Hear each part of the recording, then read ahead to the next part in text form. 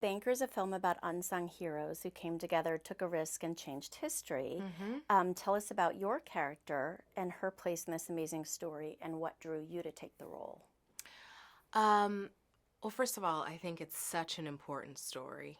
And there aren't many times that African American people get to see a heroic story that actually celebrates the liberation of a group of people during a very difficult time. And I think this film takes place during the Jim Crow era, and Black people had no civil rights. And this film highlights two men that were audacious enough to come in and challenge the system. And it is because of Eunice, the character that I play, that these two men met.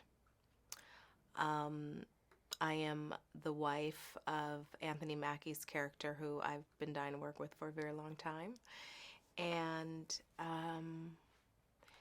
she's she's like a silent force. Um, she's aware of what's going on in the world. She believes that her husband, Bernard Garrett, is definitely a hero and a genius and will do the unthinkable to move and push the culture forward. I would say what drew me to the film the most is to be a part of something that I had no idea existed, to be a part of a story that I was so unfamiliar with, um, but yet inspired by. Because I think we're living in times where Black people, the African American community, is thriving. We are the culture. We are raising our fist in solidarity. And I think this is a time where we need to remind ourselves of our power and to secure um, generational wealth. It's okay to make the money, but you have to make sure that the money is actually servicing the next generation. So this film definitely, I think when I saw the film, the first thing I thought is, okay, I have to have these conversations with my sons about money because they don't understand the value of money, right? And so how do you teach millennials the difference between being rich and falling in love with the bling and falling in love with materialism versus creating generational wealth and stability? And I think this film gives us a lot to think about in terms of changing our thinking. And I don't know that Black people have a concept of generational wealth just based on the way that we were raised. We were raised to survive. My grandparents were raised to survive. Yes, be exceptional and be great, and you can be anything you want to be. But there's a big difference between surviving and thriving. And so if we recondition the way that we think and we sort of institutionalize our younger generation of people to accept the fact that things have changed and to challenge the system when the system isn't quite working for us. This story, as you said, takes place in the 60s, Mm-hmm. Jim Crow era, but in many ways, The Banker is just as contemporary, relevant, and relatable today. Mm. What would you like audiences to take away? What should audience? Well, first of all, the movie is funny. There are some moments in this film that will just crack you up. Sam Jackson is hilarious. And I think the contrast between Sam and Anthony, it's like the perfect duo. Well, first of all, it's a history lesson. So take away this amazing story about two Black men who challenged a system that was flawed and and violated all civil rights. So that's the first thing you take away is the history lesson. We've just finished celebrating Black History Month, and The Mhm. Banker does tell the story of an important piece of Black history that Mhm. many people didn't know about. Why do you think that it's taken so long to hear this story, and how does it feel to be telling it now? Well, I think that goes back to the beginning of what we were speaking of, and these films are far and few between. You know, I started in this business in the 90s, and that was the era where we were really infatuated with hood tales. That was the era of Spike Lee and John Singleton telling the Black experience. And that was the darker side of our experience, right? And so now we have an opportunity to celebrate two unsung heroes, and I think that's important. We need the balance of the two. We need young children, young boys, young women to be able to look at this film and say, oh, banking is an option. We actually can work in finance. We can actually do the unthinkable. Fantastic.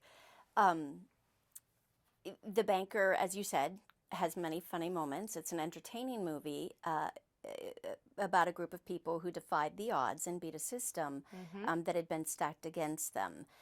Talk a little bit more about the role that humor plays in the film. I've been, thank God, working in this business for quite a long time, and one of the frustrations that I have as an actress is we don't get to see the heroic side of Black culture. We don't get to tell the stories as much as I would like to see about freedom fighters and the inventors and the people who have really changed the culture and pushed the culture forward.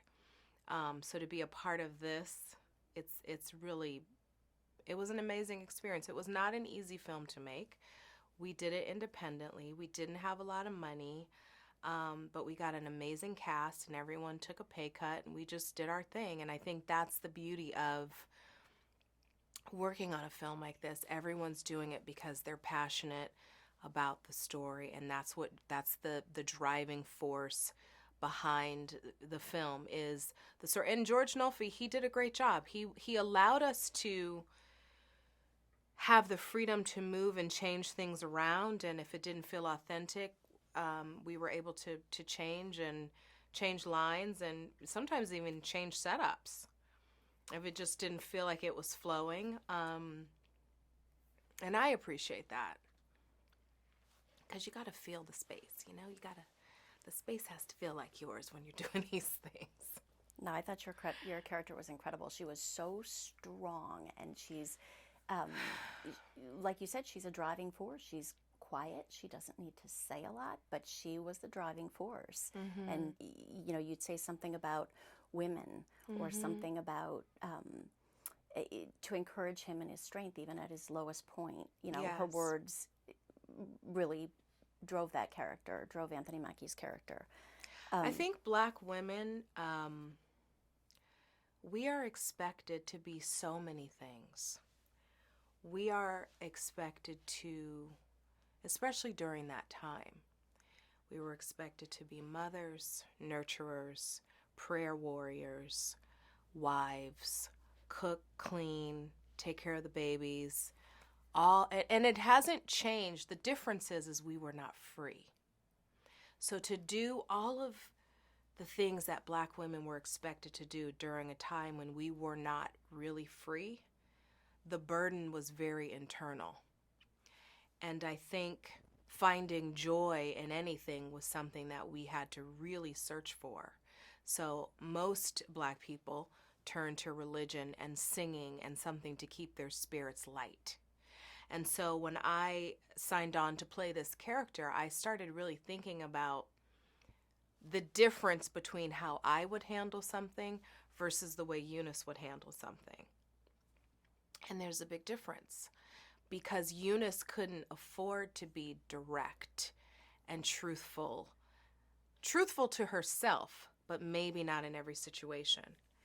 And I think it takes a really big person to be able to maintain their integrity and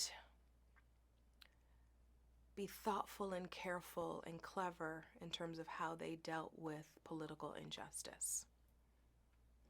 And that, to me, is a sign of a strong woman.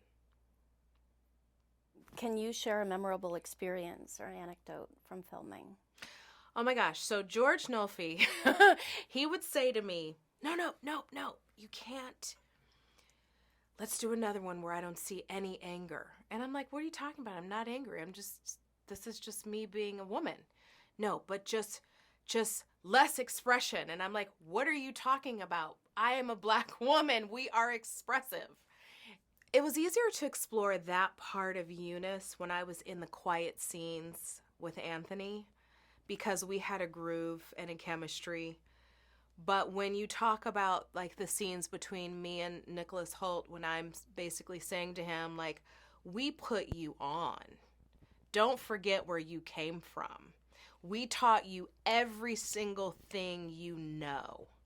So don't you dare turn your back on us.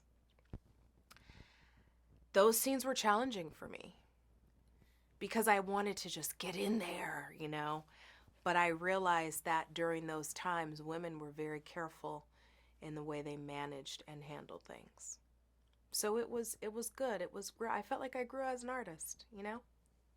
I didn't commit to what was intuitively tangible for me in every single moment. I kind of had to go really outside of my toolbox to think about how do I represent this woman who has integrity, who's strong, but who is living under a false sense of freedom. And that's something that I didn't have any personal experience to draw from. Yes, I felt injustice. Yes, I've been in situations where I felt like I wasn't being heard, but we're talking many years before and during Jim Crow and during a time where, you know, banks were literally saying, no, Black people, we're not going to loan you money. No, Black people, we're not going to let you live in this area because we are redlining this area and preserving this area for ourselves. What do you hope that audiences will feel or think? What conversations will come of it after seeing this film? I hope that people will consider the idea of challenging systemic change. We're living in a time where we have to decide for ourselves, are we a part of the problem or are we a part of the solution? And I think the backdrop, the political backdrop that Americans are trying to maneuver through the minutia, it's like psychological warfare because you really don't know who's for you and who's against you. I feel like there's this electric energy where women are empowered and we get to say what we want and think what we want, and men are kind of going, okay, I trust you. Like the doors have, and not just Black women, I'm saying all women. This has nothing to do with the question really, but I'm going to go somewhere with this point. It's a great time to be a woman because we are being heard, we are being respected, we are being considered, and this film really takes you on a journey about three men, but it is because of a woman that they met. And so I would say women, don't ever underestimate your power. And I would say men, you know you need us.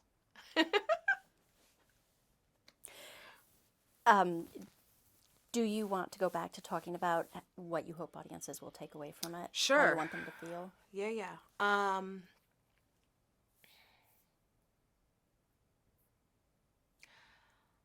I would like for audiences to feel entertained because I do think the dynamic between Anthony, Sam, and Nick is very funny.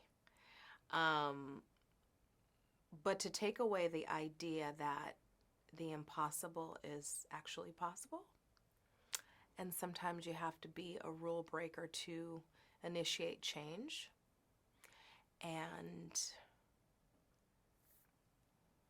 I want young people to watch this film, especially young Black men, because we live in a culture where being an athlete, an actor, a musician, those things, we see more of those images than we see of anything else. And there's nothing wrong with that, because I'm an artist and I have 2 sons and they can be and do whatever they want. I just want young people to know that they have options. That you can be a banker, you can own the bank, you can be an investment banker, you can be a guy on Wall Street. There's so many jobs that I'm not even aware of. But I think until we have ownership in the community, until we have the proper tools to teach the next generation of young people to create wealth for the next generation, we are operating in an egocentric vibration, which really does not service my great-grandchildren. And I think the whole idea is to work harder and smarter, as opposed to being so focused on self and being so focused on instant gratification. You know, because materialism it's